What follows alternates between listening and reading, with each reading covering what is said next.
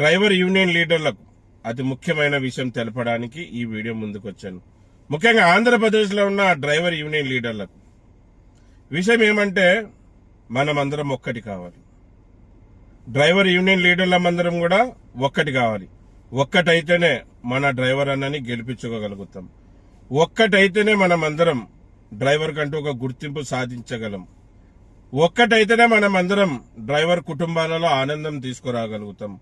మనమందరం ఒక్కటైతేనే డ్రైవర్ అన్న పిల్లల ఎదుగుదలకి కారకులమవుతాం. మనమందరం కూడా డ్రైవర్ యూనియన్ లీడర్లు అందరూ కూడా ఒక్కటైతేనే మన డ్రైవర్ అన్న కళ్ళలో ఆనందం చూసుకోగలుగుతాం.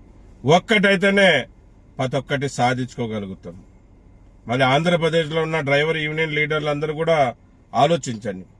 ఒక్కటికైతే మనం ఎన్ని సాధించుకోగలుగుతాం అనేది ఒక్కసారి ఆలోచించండి. మీరు, నేను, ఎంతోమంది పెద్దలు డ్రైవర్ యూనియన్ లీడర్లు డ్రైవర్ అన్న గెలుపు కోసం, డ్రైవర్ అన్న కుటుంబాల ఆనందం కోసం, డ్రైవర్ అన్నని కాపాడుకోవడం కోసం, డ్రైవర్ కుటుంబాల ఆనందం తెచ్చే కోసం, డ్రైవర్ అన్న పిల్లల ఎదుగుదల కోసం ఎన్నో దారుల్లో ప్రయత్నిస్తున్నారు. ఎన్నో విధాలుగా పోరాడుతూ ఉన్నారు. కానీ రాష్ట్ర ప్రభుత్వం గాని, కేంద్ర ప్రభుత్వం గాని డ్రైవర్ సమస్యల్ని డ్రైవర్ అంటూ ప్రకటనలో తీసుకోకుండా డ్రైవర్ సమస్యలు పరిష్కరించడానికి ఆలోచించడం లేదు. ఎందుకు ఆలోచించడం లేదంటే,